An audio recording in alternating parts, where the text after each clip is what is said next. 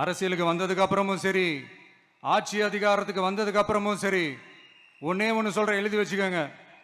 இதுக்கு முன்னாடி இருந்தவங்க மாதிரியோ இல்ல இப்ப இருக்கிறவங்க மாதிரியோ ஊழல் செய்யவே மாட்டான்.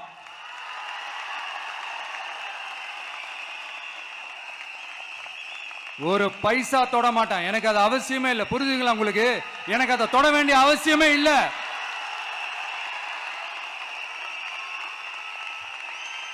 ஒரு துளி ஊழல் கரை கூட படியவே படியாது, படியவும் விட மாட்டான்.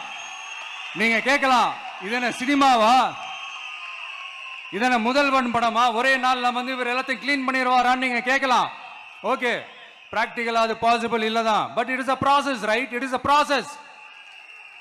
இப்படி எதுக்குமே ஆசைப்படாத ஒருத்தன் அரசியலுக்கு வரான் அப்படின்னா, அவன் கண்ணு முன்னாடி ஏதாவது ஒரு தப்பு நடக்குது அப்படின்னா, அவன் கண்ணு முன்னாடி ஏதாவது இந்த மாதிரி ஒரு ஊழல் நடக்குது அப்படின்னா, அதை பார்த்துக்கிட்டு அவன் சும்மா இருப்பான்னு நினைக்கிறீங்க?